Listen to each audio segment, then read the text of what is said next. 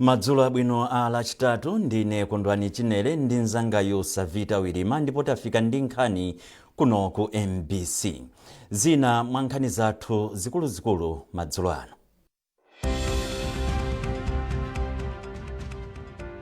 Maiko a Malawi ndi Mozambique asayinirana mgwirizano othandiza kulimbikitsa ntchito zosiyanasiyana zofunika pa chitukuko cha chuma m'maikowa.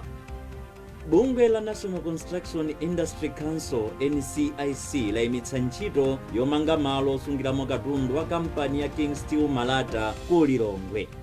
Ndipo anthu ayamikira boma poyambitsa ntchito za pamze zomwe akuti zikuwathandiza kumadzidalira pa chuma.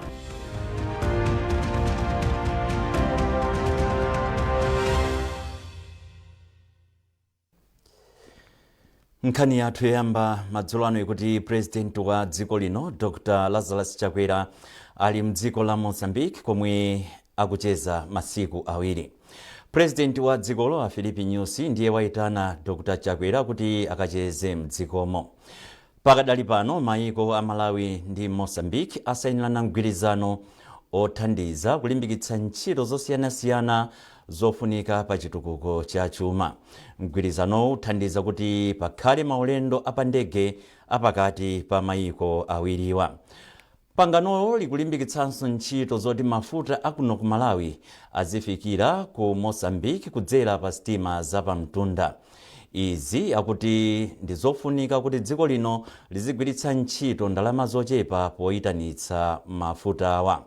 Mwambo osayinirana mgwirizanowo unachitikira ku ofesi ya President wa dziko la Mozambique ku Maputo likulu la dzikolo. Pakadali pano akuluakulu apadoko la Nakala ku Mozambique apempha Amalawi ochita malonda kuti agwiritse ntchito dokoli pokweza ntchito zawo. Justin Mkwewu wafika ndi ripoti. Malinga ndi mkulu woona za malonda pa dokoli Abraulio Chatutula, dokoli lili ndi kuthekera kumatenga katundu ma metric tons 10 million koma likungotenga 4 million.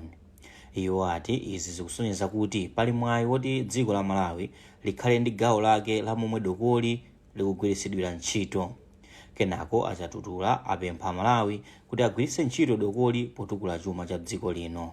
Malawian ali most welcome kuti kugwiritsa port ya kunakala chifukwa ikhoza kuwathandiza kwa basi chifukwa momwe timakambira pambuyo pakuti pa 10 million iyo inuyo mukhoza kukhala ndi gawo lanu ndi katundu kuti mugwiritse ntchito pa capacity ya 10 million.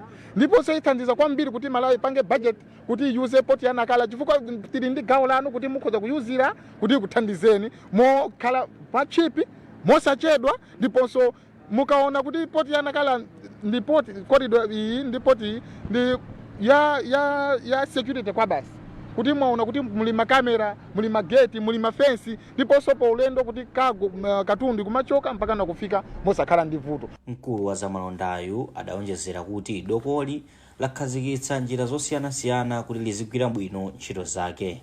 Iwo ananenanso kuti mwazina dokoli lili ndi zida zojambulira zachitetezo mkati ndi kuzungulira malo ake.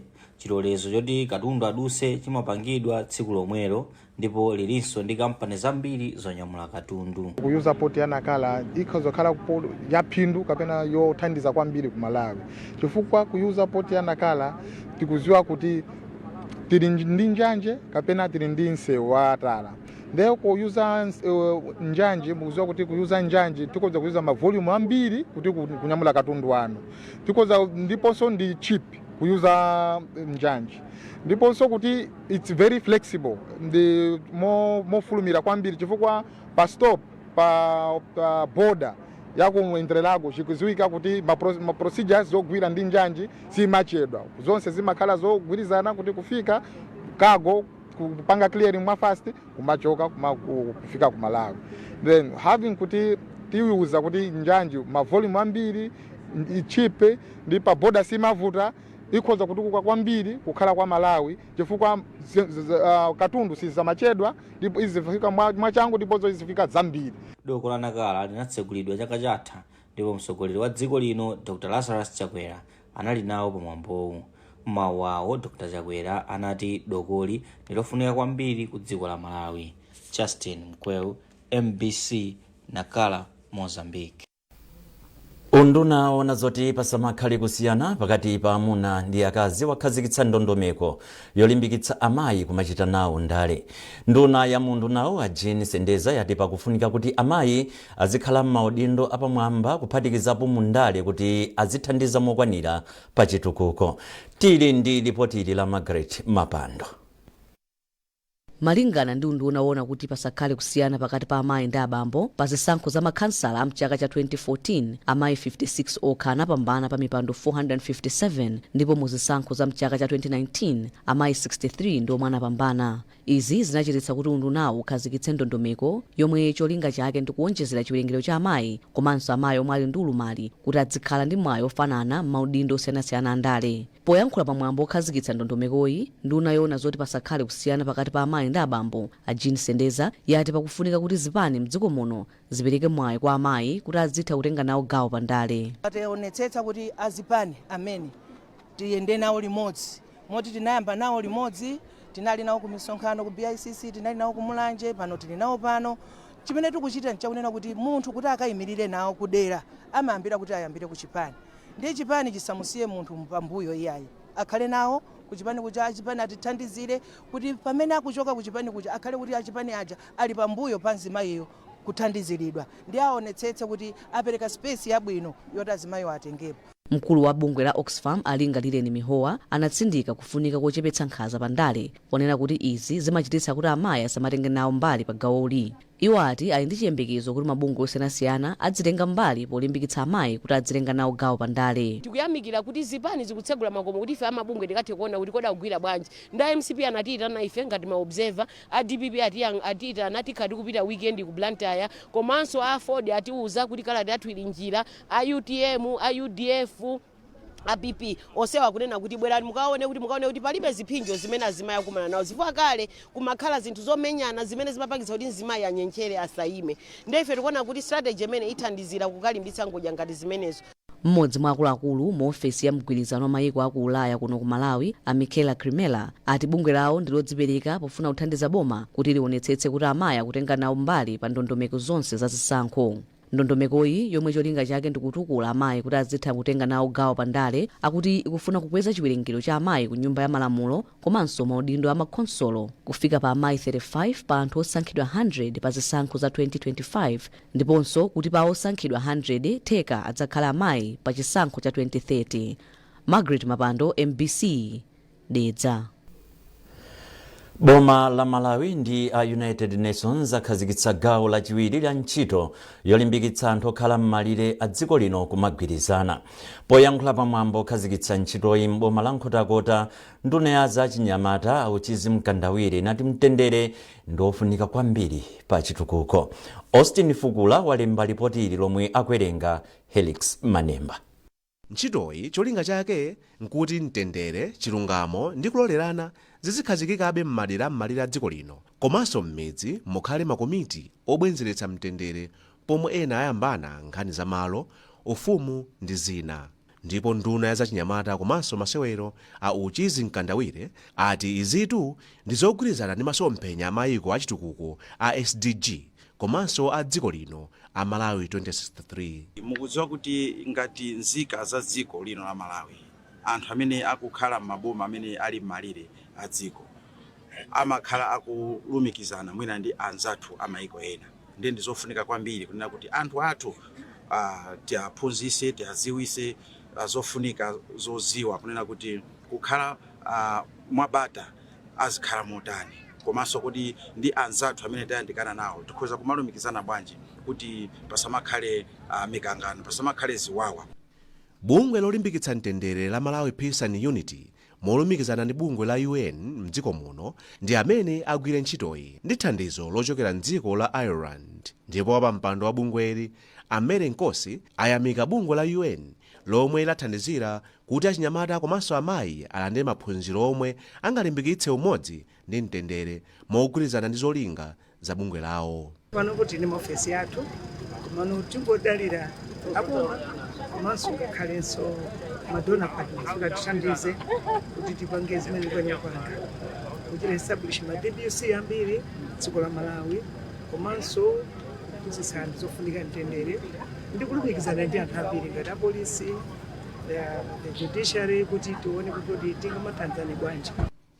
Gawo loyamba la ntchitoyi linayamba mchaka cha 2022 lomwe latha mchaka cha 2023 ndipo linaphunzitsa achinyamata komanso amayi m'maboma a Mulanje ndi Mangochi omwe ali m'malire a dziko la Mozambique, ndipo anthu oposa 5,000 ndi omwe apindula gawo loyambali. Bungwe la National Construction Industry Council NCIC layimitsa ntchito yomanga malo osungiramo katundu wa kampani ya King Steel Malata mu mzinda wa Lilongwe. Bungweli lachita izi malingana nkuti akuti eni ntchitoyi sakutsatira malamulo a ntchito zomangamanga mdziko muno. Mayeso Chikhadzula ali ndi nkhani yonse mu ripoti ili. Malamulo a dziko la Malawi amati ntchito zomangamanga ziyenera kutsatira malamulo oyenera pa ntchito zomangamanga zomwe kuphatikizapo kuti kontrakitala apeze mwe adziyang'anira ntchitozo kuti zikhale ntchito zapamwamba kunena kuti consultant mchingerezi, komanso kuti pa ntchitoyo adzigwiritsa ntchito zipangizo zoyenerera. Zimenezi zimachitika pofuna kuonetsera ntchito zomangamanga mdziko muno zikukhala zapamwamba komanso zomwe zikhale zoteteza miyoyo ya anthu zomwe zikugwirizana zomwe kampani ya King Steel Malata ikuchita pa ntchito yake ku bypass mu mzinda wa Lilongwe. Bungwe la NCIC lateraonanso kuti mwini kampani samatsatira chiletso chomwe bungwe la NCIC lidapereka kamba kuti mwazina amapitirizabe kumanga pamalowa pogwiritsa ntchito zipangizo zosavomerezeka. Bungwe la NCIC linaganiza zopita pamalowa ncholinga chofuna kuonetsa ntchito yake kamba kuti kampani ya King Steel Malata yakhale kulephera kutsatira zikalata zomwe bungwe la NCIC lakhale kulemba loletsa kuti kampani isapitirize kugwira ntchito pamalowa. Mwazina bungwe la NCIC lachita ganizoli kamba kuti mwini wake wa kampani ya King Steel Malata awamene yange amagwiritsa ntchito njerwa zongotcha pomanga pamalo awo momagwiritsa ntchito zipangizo zoyenerera. Mwazina pamalowa anthu ogwira ntchito mwaganyu akhala kudandaula kuti sakuwasamalira kuphatikizapo kuti akavulala palibe chimakhala kuwathandiza kuphatikizapo kupita nawo kuchipatala. Mwazina ogwira ntchito pamalowa akudandaula kwambiri kamba kuti pamalowa palibenso zimbudzi. Chimene ndikuchidziwa nchonera akuluakulu akhala akubwerapo ndi mapepala awo kufuna kuzayimisa ntchitoyi malingana ndi malamulo ena amene akuaphonya mabwana athuwa.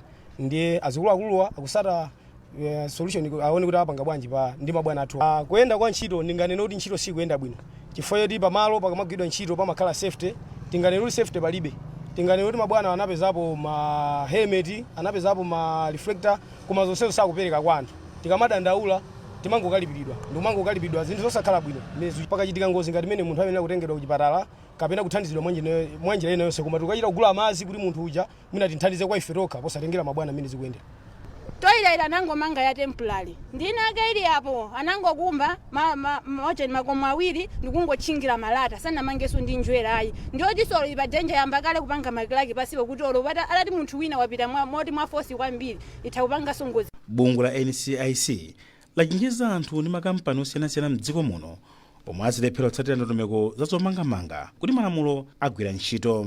Malamulo a zomangamanga mdziko muno amanena kuti mwazina ntchito zomangamanga zigwiridwe ndi anthu okhawo amene alovomerezedwa kunena kuti macontractor komanso maconsultants.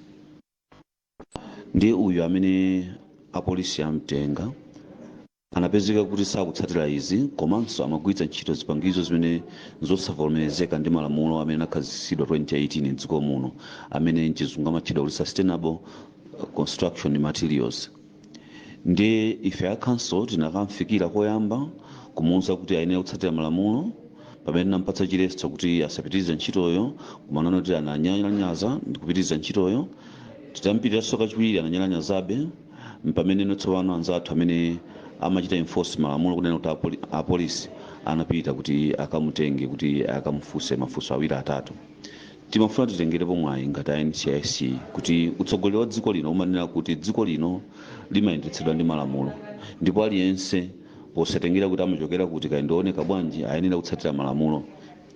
Ndiye ife ngati a NCIC tionetsetsa kuti aliyense mu ntchito zomangamanga mdziko muno akutsatira malamulo a dziko lino.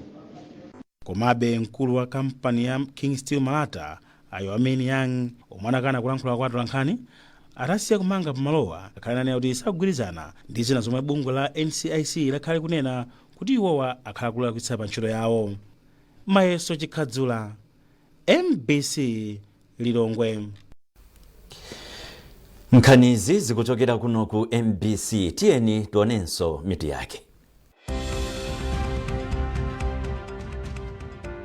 Maiko a Malawi ndi Mozambique asayinirana mgwirizano othandiza kulimbikitsa ntchito zosiyanasiyana zofunika pa chitukuko cha chuma m'maikowa. Bungwe la National Construction Industry Council NCIC layimitsa ntchito yomanga malo osungiramo katundu wa kampani ya King Steel Malata ku Lilongwe. Ndipo anthu ayamikira boma poyambitsa ntchito za farms zomwe akuti zikuwathandiza kumadzidalira pa chuma.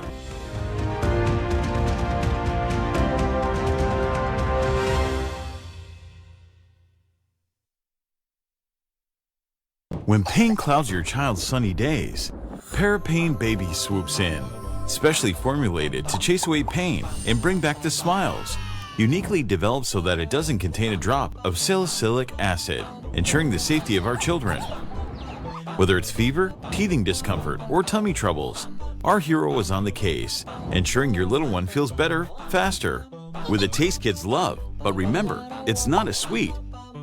Parapain Baby is designed for easy intake, chewed or dissolved. Brought to you by Mwai Pharma. Parapain Baby. Tough on fever, gentle on tummies. Wow, your roof timber trusses look amazing. What's your secret? I only use the best anti-termite products on my timber. I trust Sheldrite Anti-Termite to keep them looking pristine. Sheldrite has a special formula that provides deep nourishment to the wood, protecting it from termites and other wood-boring insects. And the best part? It lasts longer than other brands. And it is also available in a colorless variant. See this? With Sheldrite, the liquid penetrates deep into the wood. But with this other brand, it barely covers the surface. Don't settle for cheap products. Choose Sheldrite. It's the premium choice. Sheldrite, the very best. Life moves fast, and so should your packages. Say goodbye to waiting and hello to convenience with Post Courier, your go-to courier service. When you choose Post Courier, you're choosing speed, reliability, and peace of mind. I can always count on Post Courier for quick and safe deliveries. They never let me down.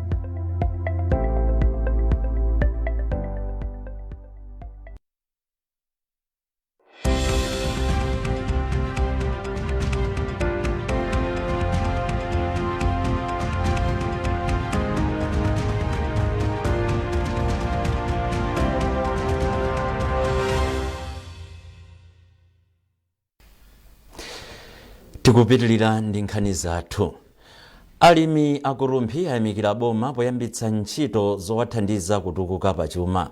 Mmodzi mwa alimi kumphompha mbomalo a Enoch Katuya kudzera ku farmse alimi akutha kupeza misika yodalirika nkumapeza phindu lochuluka. Musase Cheyo walemba ripoti ili. Ndi cholinga chopereka mwayi wa misika yodalirika komanso kugwiritsa bwino ntchito ndalama pakati pa anthu okhala m'madera akumidzi, boma kudzera ku unduna wa zachuma lidayambitsa ntchito yochedwa farmse m'madera osiyanasiyana m'dziko muno. Dera la Mphompha ku Rumphi ndi limodzi mwa madera komwe alimi apindula ndi ntchitoyi monga kufotokozera a Enoch Katuya. Pachiyambi yasinafike bungwe limene lili tivuto inayona kuti timavutikiranga makamaka mwayi wa mbewu yo matisowa kwambiri komanso upangiri. Kwa timangolima kupeza ndalama zija kungogwisa ntchito koma tabwera lifunza ti mukapeza ndalama zija osamangodia basi kungodenga tomato ti awonongeka kumasungako napera ti samba kutipindulira komanso tibwesa mbewu ija ifati malima mbewu za chikale kale zija. Alimi ena auza MBC kuti akwaniritsa zinthu zingapo monga kumanga nyumba za makono. Kufika kwa mwahu pofika lero ndakwanisa kumanga nyumba ndipo ndikukhonzabe kuti ikhale yapamwamba. Nasanga mu ulimi wa nchunga. Ndalama tatagulisa. Nditagulisa zokolola ndagula njinga ya moto ndi zipangizo za ulimi othirira. Nafetereza. Ndipo mkulu woyendetsa ntchitoyi mchigawo cha kumpoto a Jesse Njiko ati akukambirana ndi magulu okhuzidwa pa nkhani yopitiriza ntchitoyi kamba kuti anthu ochuluka akufuna apindule nawo. Kulupira kuti ndimene tapangira setup yake project imene ikhala sustainable ndithu ife tupanga phase out chaka chamawa komano ubale umenewu ndi amilere nawonso akuoneka ndokhutisidwa kwambiri kuti alimi wasana wabere atawapasa mbewu akwanisanso mbewu zosala zonse kuagulisa iwowo ndi akhalabe ali konkuno kumatigula mbewu kumatigulira alimi athu mbewu. Ndiye tikuoneka kuti phindu imene likhala likupitirira ngakhale msogololo ife tikhale project yathu yatatachoka. Ntchitoyi ikulandira thandizo la ndalama kuchokera ku bungwe la International Fund for Agriculture Development IFAD. Musase Cheyo, MBC. Zikomo kwambiri Musase. Chipani chotsutsa boma cha Democratic Progressive DPP chati sichisintha ndondomeko zomwe chakhazikitsa zoti anthu apikisane m'maudindo ena potengera komwe akuchokera. Chipanichi chimayankha nkhawa zomwe nali nazo pa ndondomekoyi pamene a DPP akhale ndi msonkhano waukulu masiku akudzawa. Tili ndi ripoti ili. Posachedwapa chipani cha Democratic Progressive DPP chikhala chikuchititsa msonkhano wake waukulu komwe akasankha adindo oyendetsa chipanichi. Ndipo lachiwiri sabata ino chipani cha DPP chinalengeza kuti chisatira ndondomeko yakasankhidwe ka adindo komwe anagwirizana mchaka cha 2018.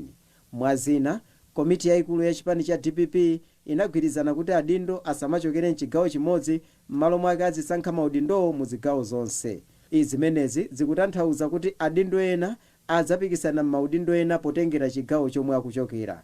Izi sizinatsangalatsa anthu ena omwe akukapikisana nawo ponena kuti chipanichi chachedwa kuchita izi. Mmodzi mwa omwe akukapikisana nawo pa mpando ona zochitika mchipanichi a Kenneth Bwanali ati akukhulupirira kuti izi zachitika pofuna kutsangalatsa anthu ena mchipanichi. Komabe mlembi wamkulu wa chipanichi a Clement Mwale auza MBC kuti chipanichi chachita izi pofuna kukhala ndi ochiyimirira mu zigawo zonse ndipo sichisintha ganizo lakeli. So iwo ngati akupeza choncho yawe itasi maganizo awo sitingatsutse yani koma mene chipani chinaganizira chinakhala pansi ndipo siku oyamba akaka yayi mu 2008 titapita ku combination ma positions anagawidwaso ma regions.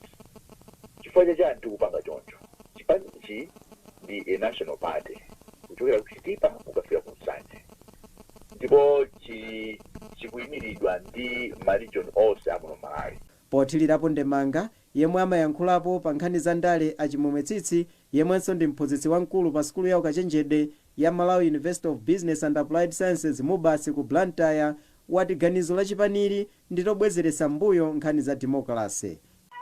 Kwa ine ndikuona ngati kuti chiganizo chimenechi si chiganizo cholondola potengera kuti pa ulamuliro wabwino wa democracy timafuna kuti tipereke mwayi kwa anthu amene alotsatira kuti athe kusankha munthu amene ali wakumtima kwawo pa udindo umene akufuna kupikisana anthu osiyanasiyana.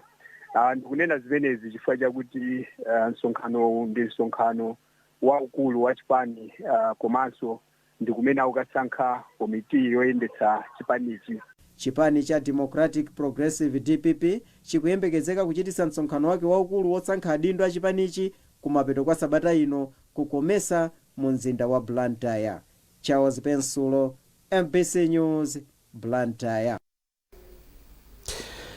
Kupeza maphunziro kukhala kosavuta kwa ophunzira ochokera kwa Mchilamwera ndi madera ozungulira mboma la Thyolo kutsatira kukhazikitsa kwa ntchito yomanga sukulu ya primary kumeneko. Sukuluyi ayimanga ndi ndalama zoposa 590 million kwacha. Nayo Chisomo Break ndi ripoti. Kupeza maphunziro pafupi ndi vuto lalikulu kwambiri kwa ophunzira a primary ochokera madera a mfumu yaikulu Mchilamwera ndi madera ena ozungulira. Izi zili chomwechi chifukwa sukulu monga Zanachipere, Mbandanga ndi Mpinji zili kutali. Koma posachedwa mavutowa akhala amakedzana potsatira ntchito yomanga sukulu ya makono ya Thyolo boma yomwe ayikhazikitsa kumene. Nkhani iyi yasangalatsa anthu akuno ku Thyolo, mafumu komanso DC wa boma lino a Hudson Kuphanga. Imene pafupi ndi Kunachipere kumene ili mwina 5 km kapena pa Mpinji apo mbali mwa msewu pa namba 1 kumene kuli kutali. ana kuno kwa Chibwana amasowa kopita ku school mutati muone ana abwera apa ajambiri sawapita ku school ifa kulibe ku school. School iyi imene kubwera kuno imene ikhale Boma primary school ya upstairs ndi imene school ikhale pafupi koma kuka kunoko kwa Chibwana ndi mamidzi oyandikira kwa Chilamwera kuno ndi school imene ithandize kwambiri. Komanso tikufuna tipemphe kubomako kuti mwina chifana ngasi apa ikhala stand 1 mpaka stand 4 koma atiganizire kumuna atipatse ndalama zina kuti ikhale mpaka stand 8 mwina so kutsogolo kudzeka ngati mwina secondary school. Chifukwa kunoko nkhani ya schools zili patali sonza kuti ana samapita ku school koma boma laganiza chinthu ichi kuti school ibwere kufupi kunoko ithandiza kwambiri. Phungu wa nyumba ya malamulo kuderali a Ben Phiri anati ndiokondwa ndi ntchitoyi ponena kuti boma likuonetsetsa kuti ophunzira aziyenda mitunda yayifupi kuti akapeze maphunziro. Ndife okondwa kwambiri tonse ine komanso anthu ozungulira kuno chifukwa cha kumangidwa kwa skulu imeneyi. Tikukhulupirira kuti ntchito igwiridwa mmene plani ilili kuti mndondomeko yake ndi cholinga chakuti maulendo ataliatali amene ana amayenda kupita ku skulu achepetsedwe mwina tikamatsekulira skulu ulendo kubwera. Boma la Tcholo lili ndi sukulu zikuluzikulu za primary zokwana 155 ndipo malinga ndi akuluakulu za maphunziro kuderali sukuluzi ndi zosakwanira. Ntchito ya GSED imalandira thandizo la ndalama kuchokera ku World Bank ndipo cholinga chake mwazina ndi kupereka mphamvu kwa makhonsolo kuti azichita ntchito za chitukuko zosiyanasiyana zokomera anthu. Chisomo Break, MBC, Tcholo. Ndipo munkhani za masewero zokonzekera mpikisano wa masewero a mpira wa miyendo wa akazi pakati pa matimu a mu Kosafa olimbirana malo mu mpikisano wa CAF Champions zatha ku Blantyre. Mpikisano wa matimu asanu ndi atatu uchitikira pa bwalo la mpira ku Chiwembe kuyambira mawa mpaka pa 24 mwezi uno. Mtolankhani wathu Praise Majawa walemba ripoti lomwe wawerenga ndi Amin Musa. Matimu ena omwe akutenga nawo mbali mu mpikisanowu ndi a Herentos Queens FC ya ku Zimbabwe, FC Ongos Ladies ya ku Namibia, University of Western Cape ya mdziko la South Africa, Green Buffaloes ya ku Zambia, Gabon United ya mdziko la Botswana, UD Lichinga ya ku Mozambique komanso Young Buffaloes ya ku Eswatini. Mpikisanowu oyamba ndi masewero apakati pa Herentos Queens ndi FC Ongos lachinayi pomwe Ascent Academy idzayamba mpikisanowu ndi timu ya Young Buffaloes lachisanu. Timu yomwe ipambane ukatswiri ndi yomwe ipeze malo ku mpikisano wa CAF Champions League. Chigawo cha Kosafa chikhala matimu awiri mu mpikisano wa CAF wa chaka chino kamba kuti Mamelodi Sundowns inadzipezera kale malo pokhala akatswiri a mpikisanowu. Izi zinachitikanso mchaka cha 2022 pomwe Sundowns inadzipezera malo ku mpikisanowu pomwe anakhala akatswiri ndipo anakatenga nawo gawo ku mpikisano wa CAF ndi timu ya Green Buffaloes. Ndipo pomaliza nkhanizi nayinso mitu yake. Maiko a Malawi ndi Mozambique asayinirana mgwirizano othandiza kulimbikitsa ntchito zosiyanasiyana zofunika pa chitukuko cha chuma m'maikowa. Bungwe la National Construction Industry Council NCIC layimitsa ntchito yomanga malo osungiramo katundu wa kampani ya King Steel Malata ku Lilongwe. Ndipo anthu ayamikira boma poyambitsa ntchito za farms zomwe akuti zikuwathandiza kumadzidalira pa chuma. Madzulo ano munali ndine Kondwani Chinere ndi mzangayo Savita Wirima. Tsalani bwino.